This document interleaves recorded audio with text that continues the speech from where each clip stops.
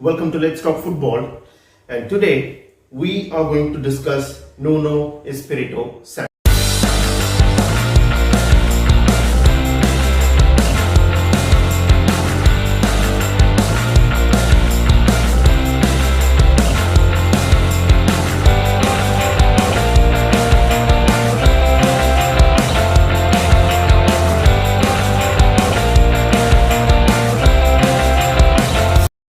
Santo has brought Wolverhampton Wanderers from the depths of League One football to the heights of the Premier League. Now he is an amazing manager.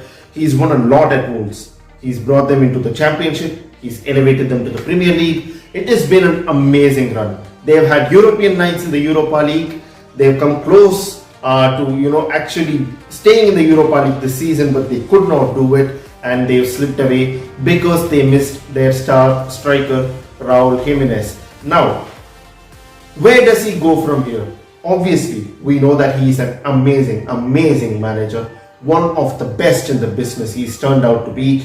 Now, with his ex-manager Jose Mourinho leaving Spurs, I think it would be an amazing way of getting into the master's shoes at Spurs if Nuno Espirito Santo is made the Spurs boss. Subjective at the moment, but when you think about it, the timing of Nuno Espirito Santo leaving Wolves and Spurs requiring a manager is highly coincidental. Spurs require a manager who can build them from the ground, because the previous one that they had was Pochettino. Yes, he built the team, he got them to a Champions League final, but could not win it.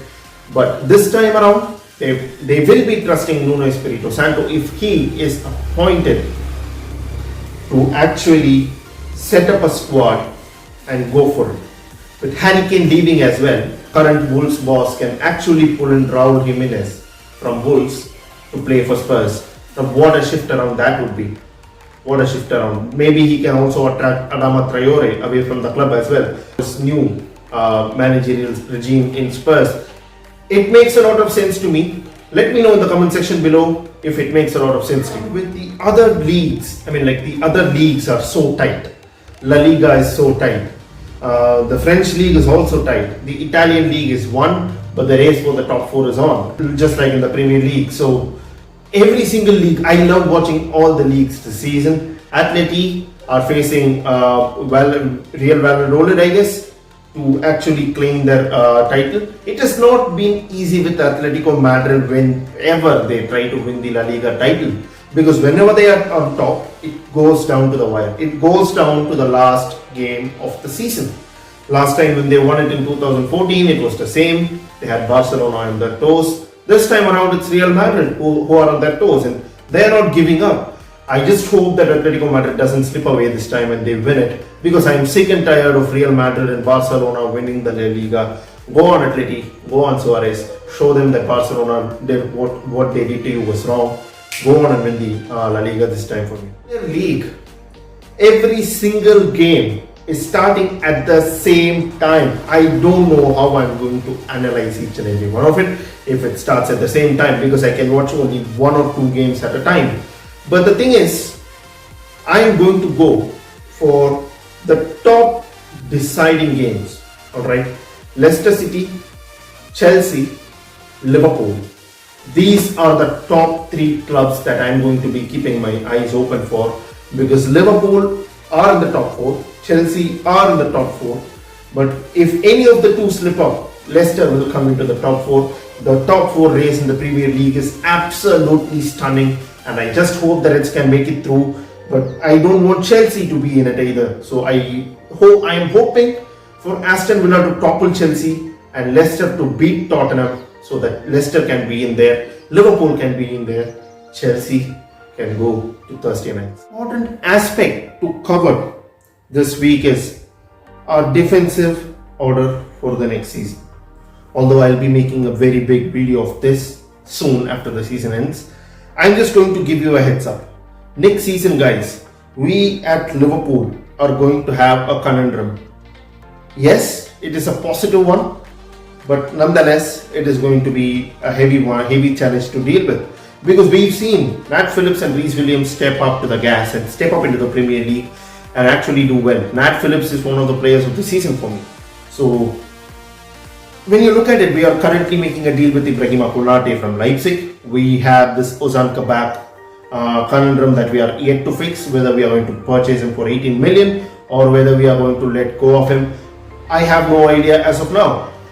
But all I know is, as of now, currently, I am seeing Virgil van Dijk, Joe Gomez, Joel Matip, Nat Phillips, Ozan Kabak, Ibrahima Konate potentially, and Reece Williams.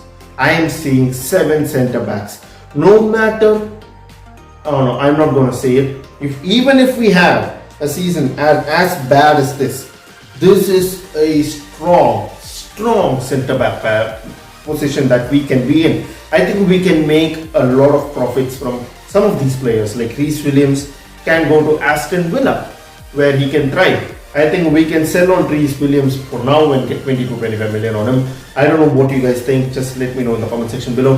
I think Reece Williams can also go out on loan, and Nat Phillips the same. He can also go out on loan, get some regular playing time in the Premier League club like Burnley. Burnley is known for its tall centre back, so Brighton as well is a very good shout out. So I think he would fit in exactly at these clubs because he's a very great header of the ball.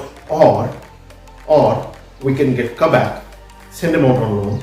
We can keep Nat Phillips because Nat Phillips is absolutely brilliant this season. Absolutely brilliant. The last game he scored a header. He scored a terrific header last game, and the goal line clearance as well. And when asked about it in the interview, he just calmly said, I like the clearance better. I don't want to be scoring goals, that's not my job. I like clearing goals, that is my job, and that is why I'm here. I like that attitude in defender. He is a no-nonsense defender, and yes, I'm gonna say it, he is having the groove of John Terry in him, and I wish he can go to Aston Villa as well on loan, learn from the best in the business and come back to us as a very strong player. Video lads, wait up for the team prediction and the score prediction video, which I'll be doing soon, and it will be released tomorrow. So until next time, cheers.